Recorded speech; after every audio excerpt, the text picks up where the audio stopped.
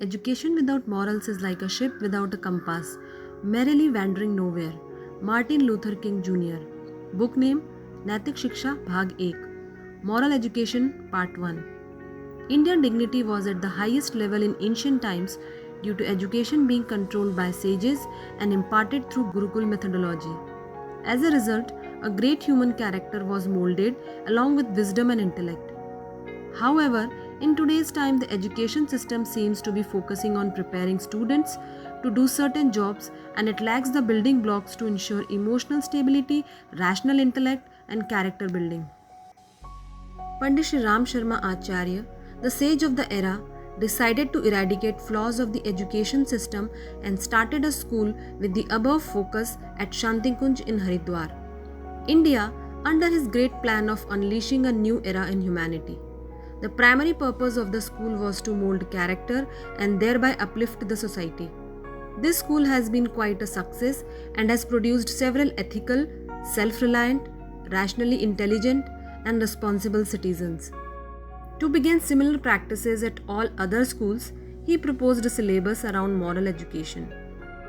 This book, which is the first in a series written on moral education, gives us a deep insight of the subject and gives a glimpse of how it can help us groom a generation of enlightened human beings and result into an uplifted society. At the end of each chapter, there are a set of questions that helps us understand what we gained from the lesson and how we can adapt all these learnings in a real life. Few excerpts from the book. First, everyone likes money and everyone wants to get and grow funds. However, only hardworking, alert, organized, social, and honest beings can create stable wealth. Second, adolescence age 12 to 20 is the age of life building. During this time, a person's lifelong nature is formed. Third, Lord Buddha, a person expecting success and glory can never ever do great works.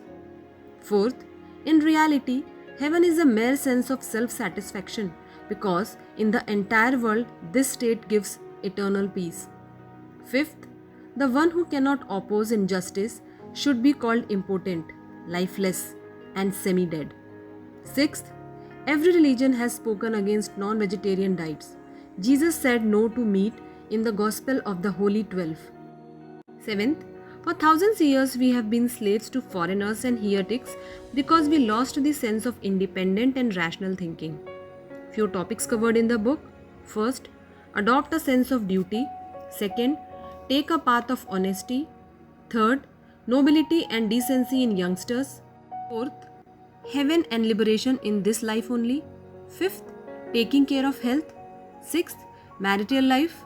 And seventh, family planning and cultured offspring.